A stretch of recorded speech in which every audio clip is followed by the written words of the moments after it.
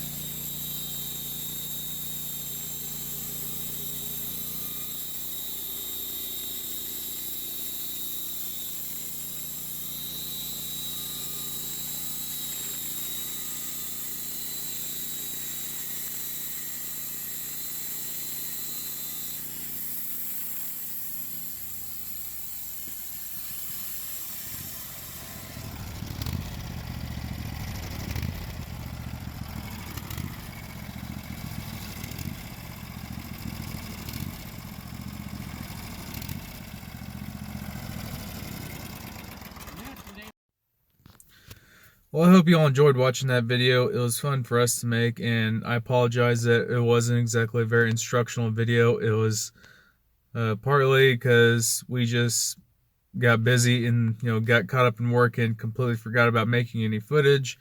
And also, it was more just show you a slice of life, part of our day on what it's like to actually run a sawmill. We eventually do plan on making more videos on how to make lumber, how to size up a log and cut it, and so and so forth. But anyway, that's that. Running a sawmill can be very rewarding, and it's a lot of hard work, especially the one we're using. None of it's hydraulically driven, with log rollers or even the power head moving through and whatnot. But it can still be dangerous, and not just getting a digit cut off or whatever in the blade, but also the log rolling off the mill and possibly crushing your foot or breaking your leg or anything like that. So anyway, if you enjoyed the video, comment down below if you have something to say, or like and subscribe, all that jazz. And we hope to see you next time around.